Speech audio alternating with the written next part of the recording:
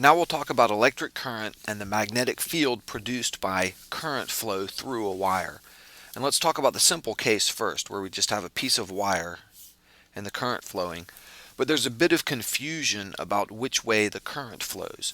If we imagine a bunch of electrons moving along this wire, so I'll just draw little negative signs to indicate the electrons. And let's say they're moving through the wire in this direction. Well, electrons are negative, and negative charge moving to the right, it turns out, is exactly the same thing mathematically as positive charge moving to the left. So you could imagine electrons moving through the wire to the right, which is really the case, or you can imagine little positive particles moving through the wire to the left, which is not actually what happens, but which is mathematically identical. Negative stuff going in one direction is exactly the same thing as positive stuff going in the opposite direction. And electricians and people who work with electricity, and most physicists as well who deal with this, tend to prefer to think of the charge as positive. And so we have this, what we call conventional current, because this is by convention, the way it's always been done. Originally, physicists didn't know if it was positive or negative charge moving, and they just guessed that it was positive, and that convention stuck. So we have what we call conventional current, which refers to positive current flowing through the wire. Even though that doesn't really happen, it's electrons that move. We can pretend like it's positive charges moving. Just pretend like they're going in the opposite direction. Now we said earlier that the symbol for current is I, so let's draw this as, I'll write I here for electrical current, and we'll imagine positive current flowing in this direction. And when we figure out the shape of the magnetic field around the wire, we think of it as the positive current flow. And we use what's called the right-hand rule.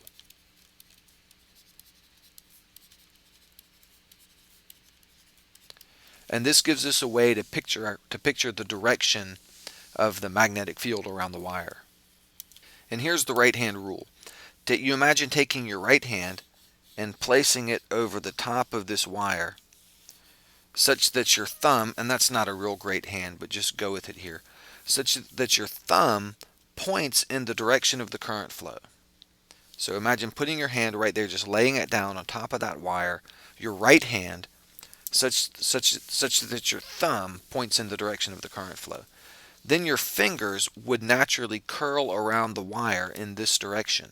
And that is the direction of the magnetic field around the wire. So I'll draw that like this. The magnetic field lines are really these circular lines around the wire, but we know which way the field is pointing by the right-hand rule.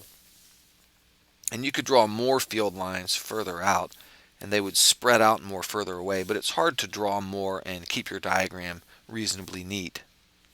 But something like that. That's a visual picture of the magnetic field around a current-carrying wire. Now it gets more interesting if we think about the magnetic field around a loop of wire.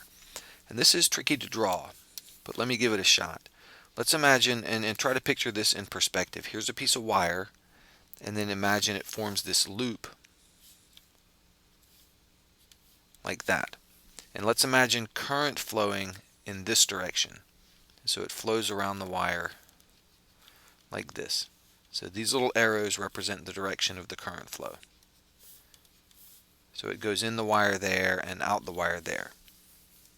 Well, if you use the right-hand rule, and say you come over to this section of the wire right here, and you put your hand under it, like you're reaching under it to lift it up, so the thumb of your right hand points that way in the direction of the current flow, then your fingers would naturally curl around the wire in this direction. So there's a magnetic field around the wire in that direction. And if you go around the wire and continue to do that, you get these little loops representing the direction of the current flow around that wire.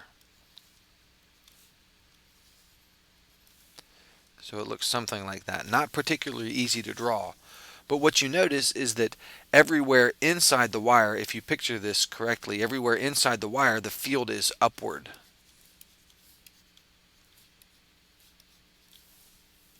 And then everywhere outside the wire, the field is downward. But outside the wire, as you get farther away, it quickly weakens. And inside the wire, you get this nice strong magnetic field in one direction. Now that leads us to the idea of the magnetic field around a coil. So if you imagine, instead of taking a loop of wire, take a wire and then run it around in a loop numerous times. So you have this coil, and then you send electric current in one end and out the other.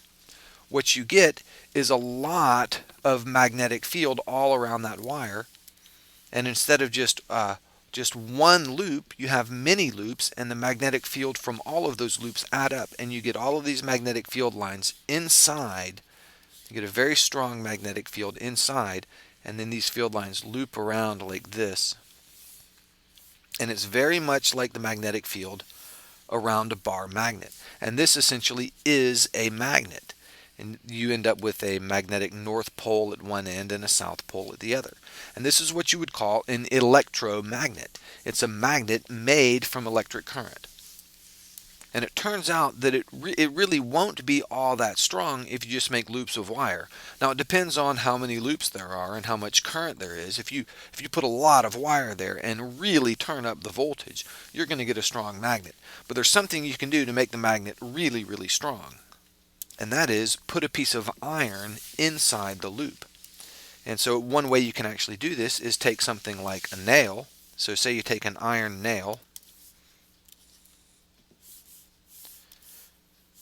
So here's a picture of an iron nail, and say you take some wire and you wrap it around. And you might wrap it 50 or 100 times, and then the wire runs back out. And then over here you have a battery. And you can do this with a regular flashlight battery or a little AA battery or something like that. Just a little 1.5 volt battery will do it, and you connect the wire to one end here and to the other end there, and so you get some current flow. Current's flowing in one way and out the other.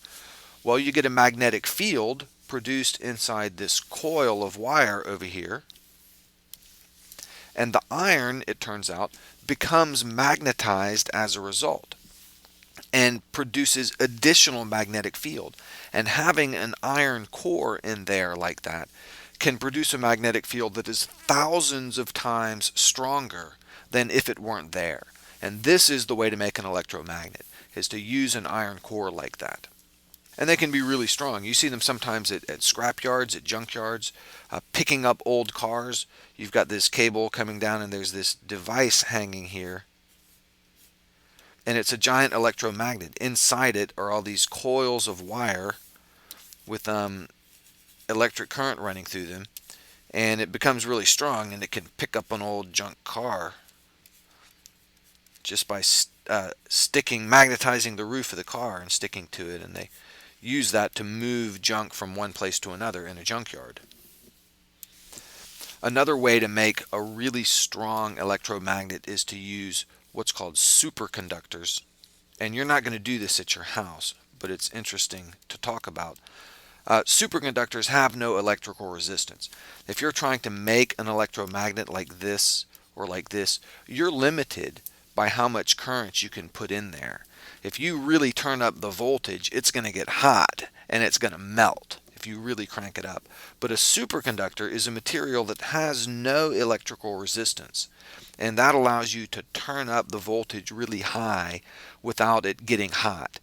There's still some limits, there's still some saturation limits to how much current you can put through a superconductor, but it's not limited from the heat from the thing actually physically melting. And so they use superconductors to make really strong magnets in particle accelerators where they're doing high energy physics experiments, or in some places on a train where they use a magnetic field to levitate a train up off the tracks. It doesn't run on wheels, it just floats just barely above the tracks, held up by a magnetic field. And there's a couple of those around that are done with superconducting materials and electromagnets made of superconductors. Pretty cool stuff.